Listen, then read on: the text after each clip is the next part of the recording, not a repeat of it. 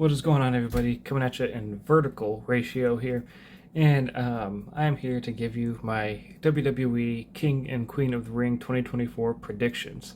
Fun fact, just in case I don't know if anybody else remembers this, but last year Night of Champions was originally supposed to be King and Queen of the Ring, but they changed it for some reason. I'm assuming for the sake of the World Heavyweight title. But anyway, we're going to head straight into my predictions here. At the time of recording, Raw has aired, SmackDown has not yet. Today is Thursday. It'll probably go up during the day on Friday, but it's being recorded Thursday evening. But I'm just going to go through the card here. I don't know the order this is going to take place in, so I'm just going based on this website and doing it in reverse order that they have them listed, because they have like the main events up at the top. But anyway, so first up, I see the triple threat match: Sami Zayn versus Chad Gable versus Bronson Reed. I assume we'll probably get the Liv Becky match first, but I'm not sure. But Sami, Chad, Bronson, I was very split on who I was going to pick originally, but with this past Raw, I feel much more confident in my decision now. I'm picking Sami to retain. I was split between Sami and Chad. I never really believed Bronson was going to win. But now, after this past Raw, I think that Chad is going to try to call on Otis to interfere again. Otis is going to refuse, and it's going to end up costing Chad his spot in the match, or his chance to win the match, and Sami retains. Especially because of like the whole interfering with Sami and then apologizing afterwards, but then Chad's like, "Oh, you're doing it to get into his head," and whatever. Next up, Women's World Championship: Becky Lynch versus Liv Morgan. This is the one I am most split on, because Liv seems like the right person to take the title off Becky, but it's also only Becky's first title defense. But Becky was supposed to take a vacation after Mania that got taken away from her, so she may end up going back on vacation.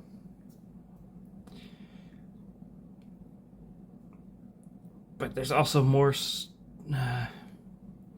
I'm still pretty split on it, but I think I'm gonna sit on, unless there's some sort of interference, I don't see how they're going to have Liv lose unless Lyra is involved. I guess if I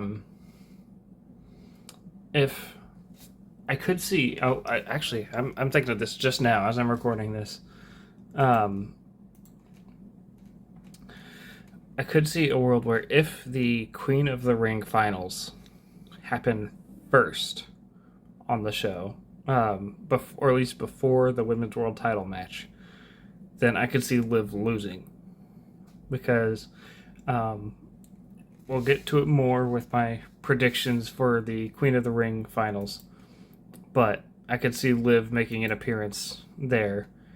And when Liv may go for some underhanded tactics in the world title match, I could see Lyra coming out and costing Liv.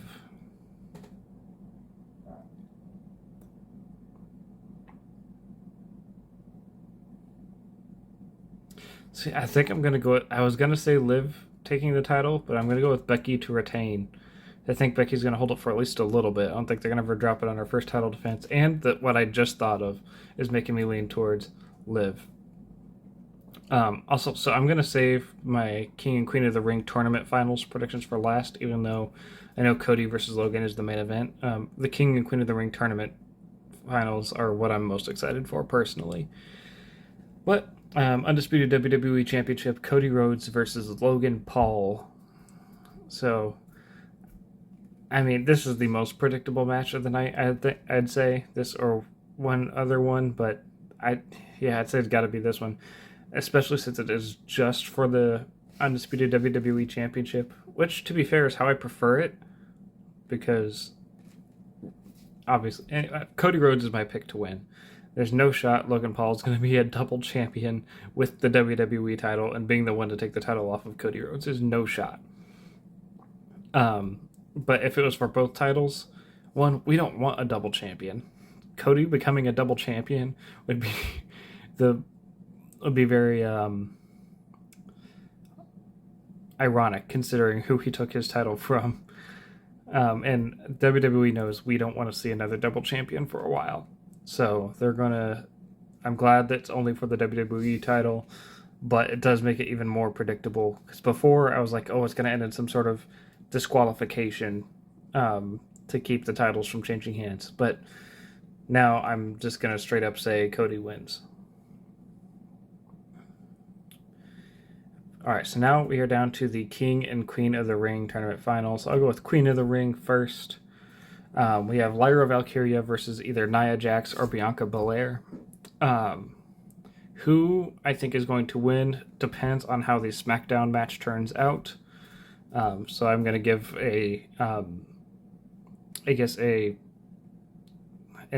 two different alternate predictions for who wins, essentially. Because my prediction is not for SmackDown; it is for King and Queen of the Ring. If it is Lyra Valkyria versus Bianca Belair, I think Lyra Valkyria wins. If it is Lyra Valkyria versus Nia Jax, I think Nia Jax wins.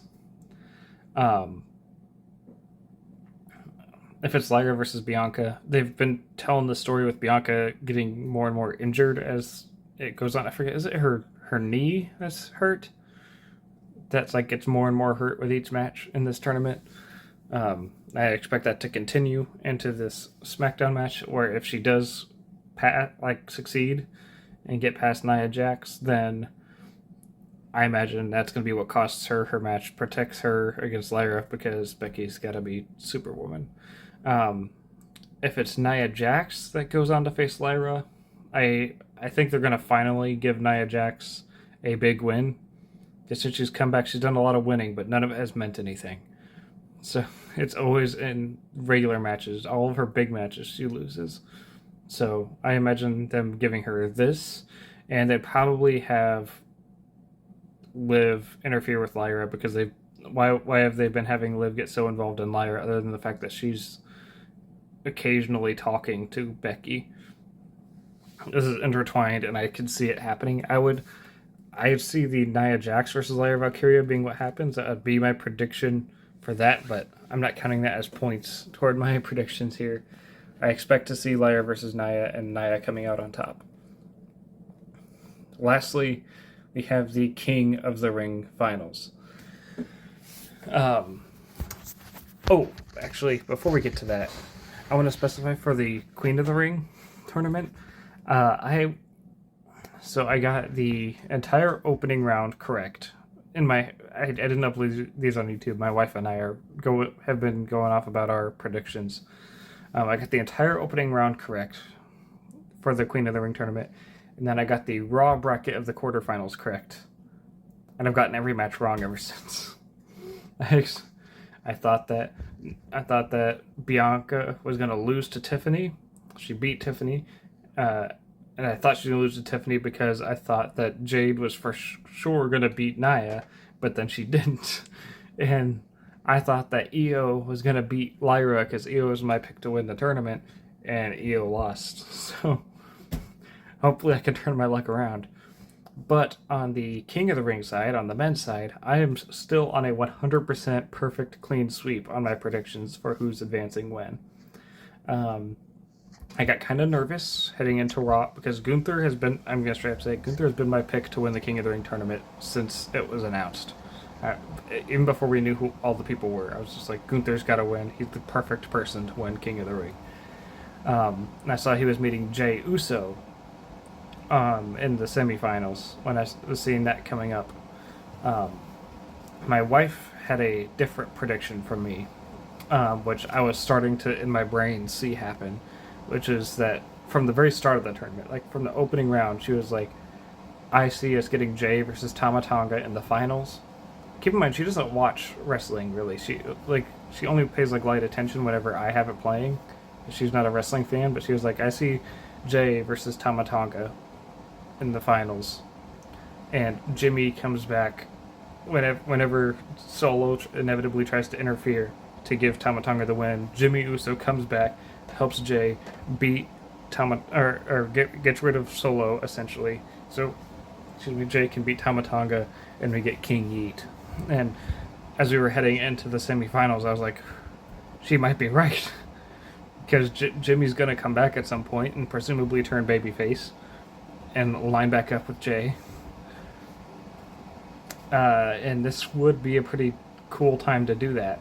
But I definitely don't see that happening now. I did stick with my guns and stick with Gunther because I think they're going to do on the main roster what they did to Gunther in NXT, which is have him like never lose, essentially. Like if you beat Gunther, it's an accomplishment. Much like beating Roman Reigns right now, beating the Tribal Chief is an accomplishment. I had also predicted we weren't going to get Ilya versus Gunther because there's no way they're giving that to us on a random episode of Raw for their first main roster thing. I see that for sure happening at Bash in Berlin. A chance it could happen at a PLE before that, I guess, because they are already teasing it, but there's no shot. It's just a random episode of Raw. No way. No way. But as for whether Gunther's facing Randy or Tama Tonga, I'm expecting him to face Randy. I don't see why they would have him face Tama Tonga. There's not really much of a reason for that. I'm sure they're going to have to give Tama Tonga his first loss, but like nobody's going to expect they're going to do Randy Orton versus Gunther. Like that's a match we want to see, and that's going to happen. And I am picking Gunther to win. The King General, actually, if you listen to how Ludwig Kaiser says it, is coming, and I cannot wait for it. And they also just announced today that the winners will receive world title matches at SummerSlam, which now leads me to believe some other stuff about our next Premium Live event coming up, but that's a whole nother story. Regardless, that's going to be my pick. But honestly, I think I might want a second opinion on this because, King of the Ring is a very old tournament that took some time off for a while for a handful of years from time to time. We didn't even get one last year. It got canceled. So I'm going to get a second opinion. So who better to come to give the second opinion than the king of NXT himself? So Lexis King, who do you think is going to win the King and Queen of the Ring tournaments? Hello, Jesse. And you know what? That's a good question. But the real question is, why is the King of NXT not in the King and Queen of the Ring tournaments? That's the real question. But I'll tell you what. You know who I want to win? I want Lyra Valkyria to win because she represents the NXT brand. She represents excellence in everything that she does. And as far as the male side, I'm going to have to agree with you. Gunther, the ring general, is going to go out there and prove once again why he's one of the baddest, hardest hitting athletes in all of WWE. But it doesn't matter who wins this year. All that matters is when I make my debut on the main roster and I become the King of the Ring. And everybody will be saying, long live Lexis King. Fair enough. Yeah, I would honestly wouldn't mind seeing you, Lexis, become the King of the Ring once you step up to the main roster, and I look forward to it.